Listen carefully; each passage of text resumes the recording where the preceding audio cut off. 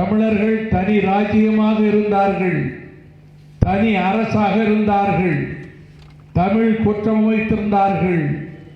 ஈழத்தமிழர்களுடைய தனி குற்றம் என்பது மற்ற நாடுகளோடு தொடர்பு கொள்ளக்கூடிய விதத்திலே இருந்தது. எப்பொழுது 1619 போர்த்துகீசியர்கள் வருகையின் வரை, அதன் பிறகு ஒல்லாந்தர்கள், அதற்கு பிறகு பிரித்தானியம் அவர்கள் கைகளிலே இந்த அவர்களுடைய தலைவிதி போய் சிக்கிக் கொண்டதற்கு பின்னர் ஒன்றாக இருந்த தமிழீழத்தை 2 பகுதிகளாக கிழக்கென்றும் வடக்கென்றும் பிரித்து அந்த கொடுமையை செய்த பிரித்தானிய அரசு இராணுவ ரீதியாக கடற்படை வான்படைக்கு இது கேந்திரமான பகுதி என்று நெப்போலியன் சொன்னதை இங்கே சுட்டிக்காட்டினார்களே, அதை போல இந்த டெல்லியிலே இருந்த மையத்தை, இராணுவ மையத்தை கண்டிக்கு மாற்றினான் பிரித்தானியன். அப்படிப்பட்ட வரலாற்றை கொண்டிருக்கக்கூடிய இலங்கை தீவில் 1948 பிப்ரவரி 4 பிரித்தானியர்கள் வெளியேறியதற்கு பிறகு அவர்கள் அடிமை நுகத்தடியிலே தமிழர்களை பூட்டி வைத்து தமிழர்களுக்கு அதிகாரம் கொடுக்காமல் சுந்தரராஜன் ஏமாந்து போன காரணத்தினாலே கடற்கரையோரத்து சிங்களர்களிடம் அதிகாரத்தை கொடுத்து பின்னர் சுந்தரராஜன் உணர்ந்தாலும் கூட இலங்கை தமிழர் காங்கிரசினுடைய தலைவர் ஜி பொன்னம்பலம் 50க்கு 50 என்று சொன்ன பொன்னம்பலம் அவர்களோடு உடன்பாடு வைத்துக் கொண்டாலும் அவரையும் ஏமாற்றி சேனநாயகாவினுடைய அமைச்சரவையிலே பொன்னம்பலம் அமைச்சராக அவர்களுடைய வரலாறு மாறிய அந்த காலகட்டத்தில் அங்கே இலங்கையிலே தமிழரசு கட்சி உதயமாயிற்று. ஈழத்து காந்தி என்று அழைக்கப்படுகிற தந்தை செல்வா அதற்கு தலைவரானார். காலிமுக திடலை பற்றி சொன்னார்களே, அங்கே அறவழி போராட்டம் நடத்திய தமிழர்களுடைய தலைகள் பிளக்கப்பட்டன, குண்டாந்தடிகள் கபாலங்களை பிளந்தன, ரத்தம் ஆறாக ஓடியது. அப்படி ஆரம்பித்த அந்த வன்முறை அதோடு நிற்கவில்லை. ஆலயங்களை சூறையாடினார்கள், பெண்களின் கற்பை சூறையாடினார்கள், தமிழர்கள் கடுமையாக தாக்கப்பட்டார்கள். தொடர்ந்து இப்படி தாக்கப்பட்ட இந்த காலகட்டத்திலே உரிமை கேட்டு போராடிய தமிழர்களோடு பண்டாரநாயகா ஒப்பந்தம் போட்டார். பண்டாரநாயகாவும் செல்வாவும் போட்ட அந்த ஒப்பந்தத்தை அவன் குப்பை தொட்டியிலே கிழித்தெறிந்தான் 56.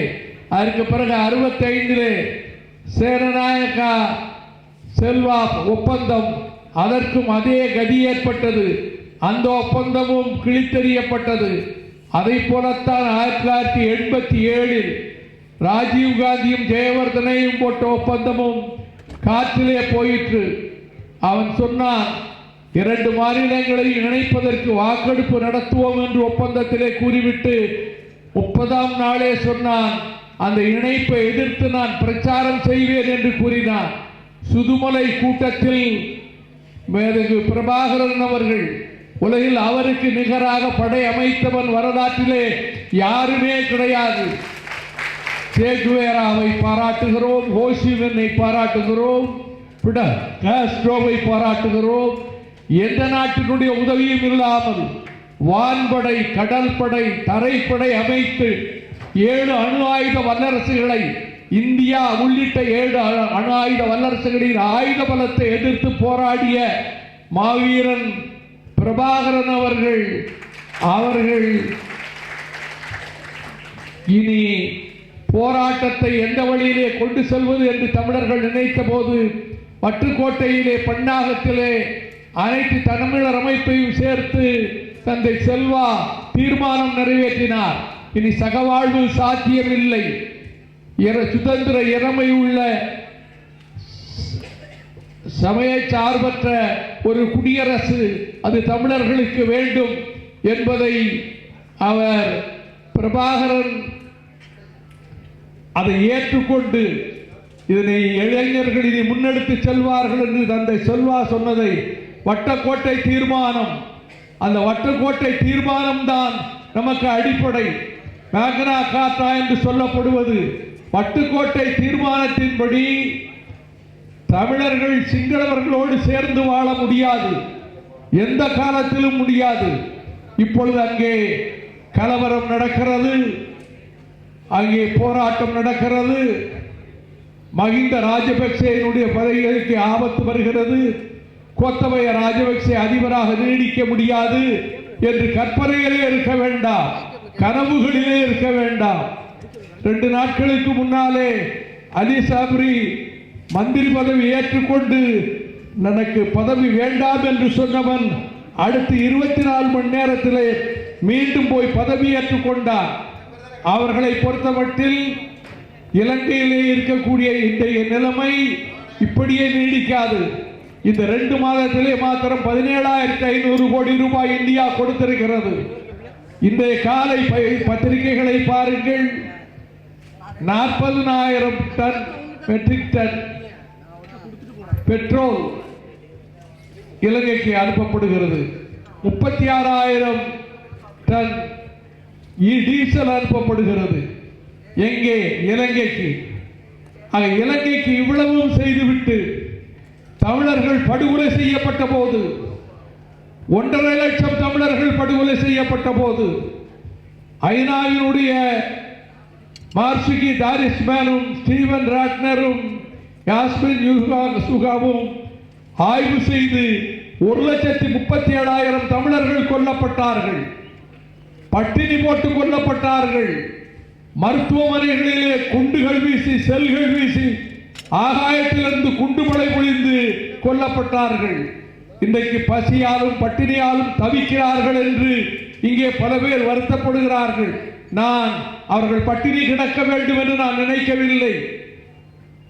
பசித்தவர்களுக்கெல்லாம் அடுத்த அன்னத்தை கொடுத்த மணிமேகலை காப்பியம் பேசுகிற தமிழ்நாடு, அன்னத்தை கொடுத்து அவர்களுடைய பசியை போக்க வேண்டும் என்று உண்டி கொடுத்தோர் உயிர் கொடுத்தோர் என்ற பழமொழியை ஏற்றுக்கொண்டிருக்கக்கூடிய தமிழ்நாடு அவர்களை பட்டினி போட்டு சாகடிக்க வேண்டும் என்று நினைக்கவில்லை.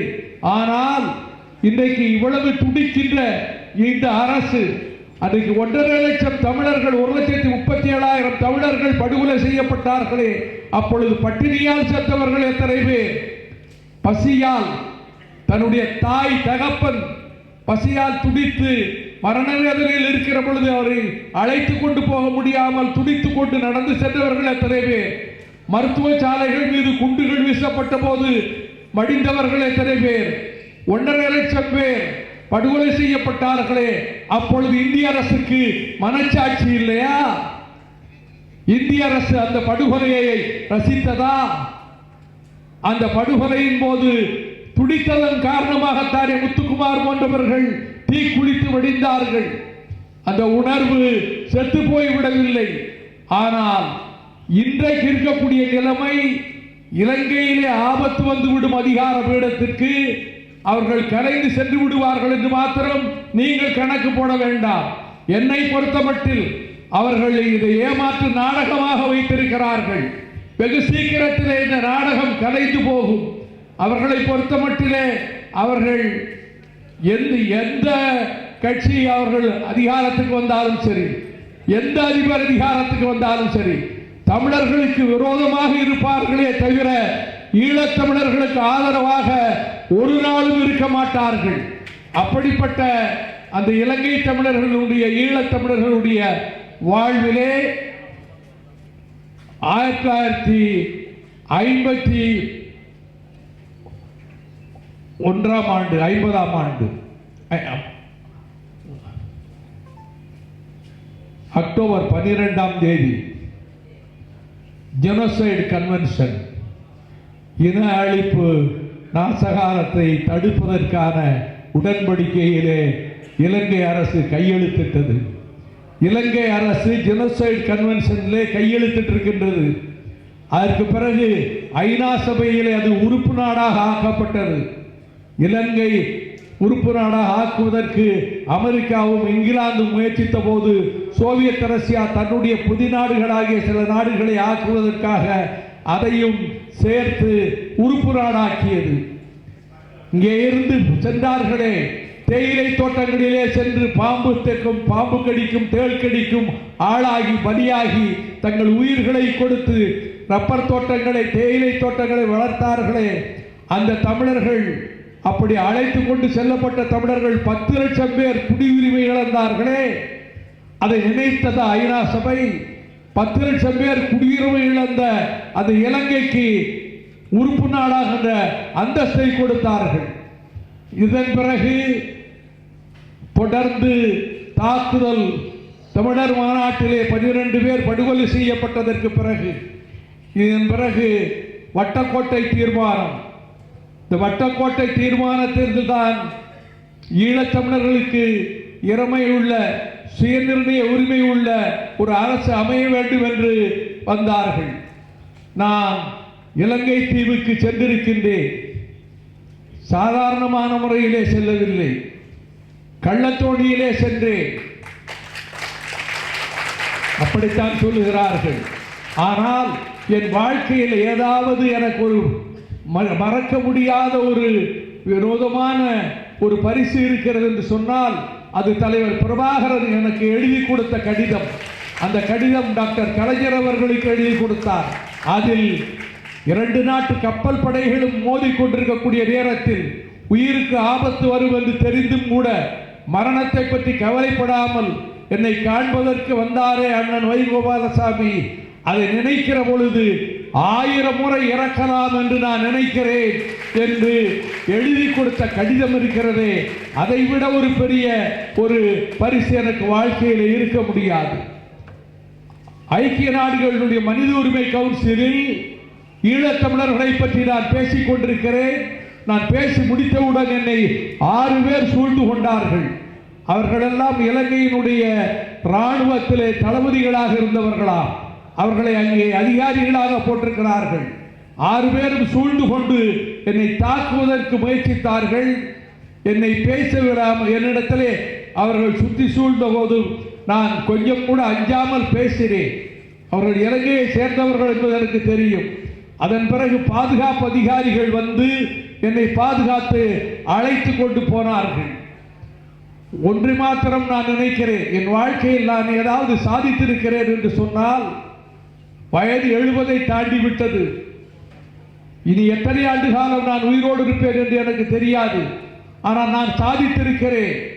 இன்றைக்கு உலகம் பூராவிலும் பேசுகிறார்களே, இந்த மேடை முதற்கொண்டு பொது வாக்கெடுப்பு நடத்தப்பட வேண்டும் இலங்கை தமிழர் பிரச்சனைக்கு என்று அந்த கருத்தை உலகத்தில் முதலாக ஒரு மேடையிலே வைத்தவர் அடியேன் வைகோ என்பதையும், அதுவும் பிரசல்ஸிலே ஐரோப்பிய ஒன்றியத்தினுடைய பொது மாநாடு நடத்தக்கூடிய இடத்திலே நான் பேசுகிற பொழுதுதான் ரெஃபரண்டம் should be conducted. அந்த பொது வாக்கெடுப்பும் ஈழத்தில் மட்டுமல்ல, ஈழத்திலே குடியேற்றப்பட்ட சிங்களவர்களை எல்லாம் வெளியேற்றியதற்கு பிறகு உலக நாடுகளிலே எங்கெல்லாம் ஈழத்தமிழர்கள் பரவியிருக்கிறார்களோ அந்த புலம்பெயர் வாழ் ஈழத்தமிழர்களிடத்திலே அந்த பொது வாக்கெடுப்பு நடத்தப்பட வேண்டும் என்று சொல்லுகிற போது இந்த ரெஃபரண்டம் என்ற சொல்லை எல்லோரும் ஏற்றுக்கொண்டு இன்றைக்கு அதுதான் தீர்வு என்று தீர்மானம் வாசிக்கிற பொழுது இந்த கருத்தை முதலாக உலக அரங்கத்தை வைத்தவன் நான் என்ற பெருமை என் மனதிற்குள்ளே ஏற்பட்டது. நான் அதை தற்பெருமையாக சொல்லவில்லை. ஈழத்தமிழர்களுடைய வாழ்வுதான் நம்முடைய வாழ்வு என்று கருதிய காரணத்தால் இதற்கு என்ன வழி, என்ன மார்க்கம்? இராணுவ ரீதியாக இனி போராடி வெற்றி பெற முடியாது. 7 நாடுகளினுடைய இராணுவம் அவர்களை தோற்கடித்து விட்டது. அவர்கள் களத்திலே பின்வாங்கிவிட்டார்கள். இனி அவர்களை தோற்கடிக்க முடியாது. இனி ஒரு முறை அவர்கள் ஏற்கனவே தோற்கடிக்கப்பட்டு விட்டார்கள். அப்படி என்றால் என்ன முறையிலே அவர்களை பாதுகாப்பது? ஒரே முறைதான், அதுதான் பொது வாக்கெடுப்பு. பொது வாக்கெடுப்பிலே எத்தனை நாடுகள் மலர்ந்திருக்கின்றன? சின்னஞ்சிறு நாடுகள் எத்தனை நாடுகள் புதிய நாடுகளாக உலகத்திலே மலர்ந்திருக்கின்றன.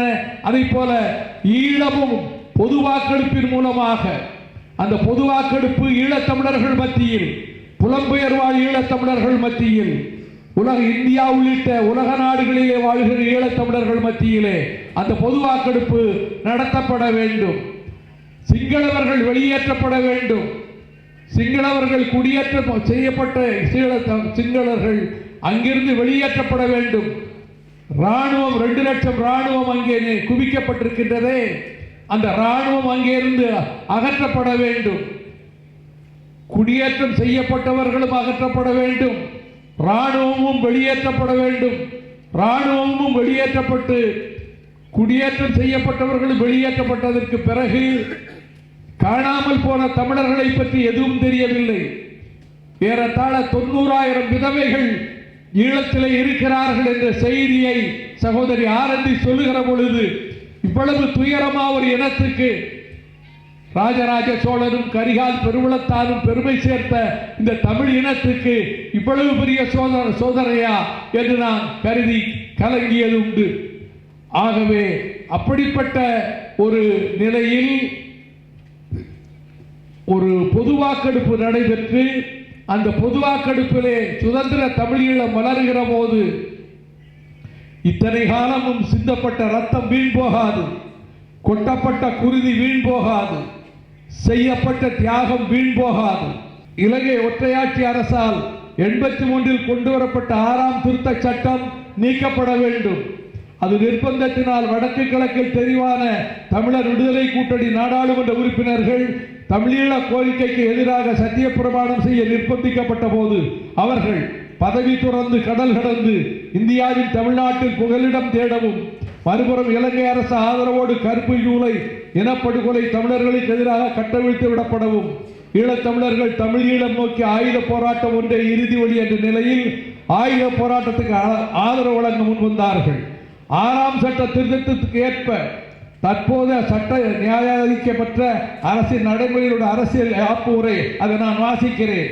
இதுதான் பதவி பிரமாணம் எடுக்கிற பொழுது ஐ என்று சொல்லிதான் ஆரம்பிப்பார்கள். ஒரு அமைச்சர் பதவி எடுத்தாலும் சரி, ஒரு நீதிபதி பதவி எடுத்தாலும் சரி, ஐ நெடுமாறன் என்று சொல்லித்தான் ஆரம்பிப்பார்கள். இதை நான் வாசிக்கிறேன். இங்கே நெடுமாறன் ஆகிய நான் அவர் பெயரையே சொல்லுகிறேன்.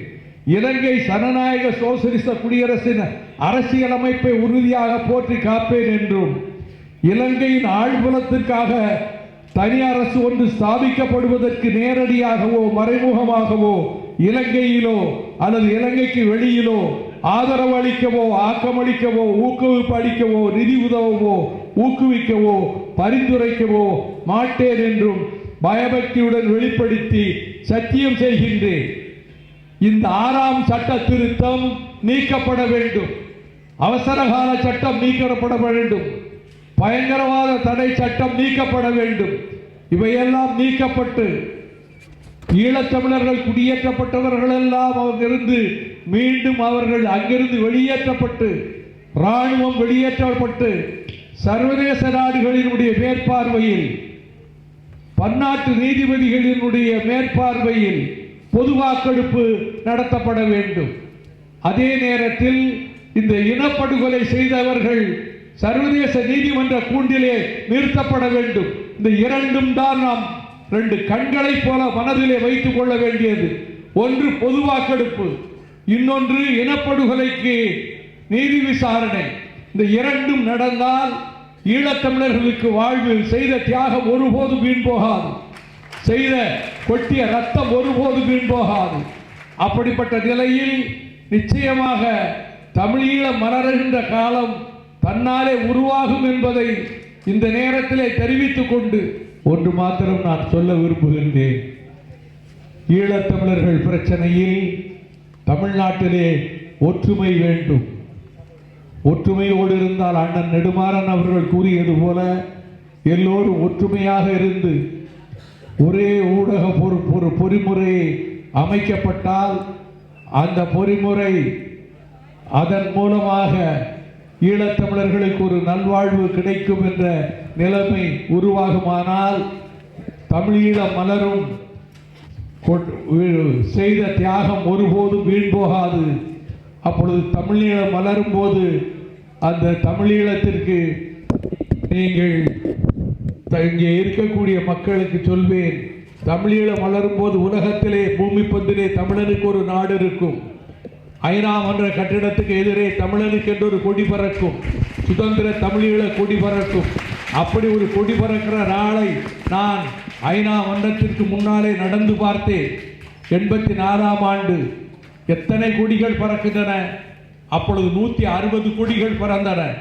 இத்தனை கொடிகள் பறக்கின்றன. ஆனால் உலகாண்ட தமிழன், பாராண்ட தமிழன், பார்வோற்ற வாழ்ந்த தமிழன், அவனுக்கு ஒரு கொடி இல்லையே என்று நான் கவலைப்பட்டதுண்டு.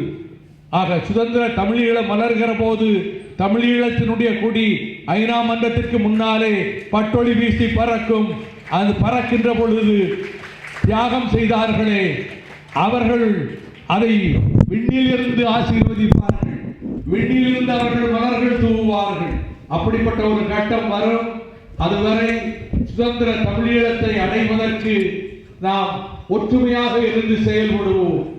நமக்குள்ளே ஒற்றுமையாக இருந்து இதுதான் நோக்கம், இதுதான் இலக்கு, அந்த இலக்கை நோக்கி நாம் பயணிப்போம் என்ற முடிவோடு நாம் நம்முடைய உறுதியை மேற்கொள்வோமானால், அப்படிப்பட்ட சூழ்நிலையில் நம்மை பொறுத்தமட்டில் சுதந்திர தமிழீழமே நம்முடைய இலக்கு என்கின்ற அந்த ஒரே இலக்கை மனதிலே வைத்து நம்முடைய பயணத்தை மேற்கொள்வோம் என்று கூறி, இவ்வளவு நேரம் பேசுவதற்கு எனக்கு வாய்ப்பு கொடுத்த மாநாட்டு அமைப்பாளர்களுக்கு, அவர்கள் இவ்வளவு சிறப்பான ஏற்பாட்டை, ஒரு மாநாட்டை நடத்தி இருக்கிறார்கள், அவர்களுக்கு என்னுடைய பாராட்டுகளையும் வாழ்த்துக்களையும் தெரிவித்துக் கொண்டு, தொடர்ந்து நாம் போராடுவோம், ஒற்றுமையாக போராடுவோம்.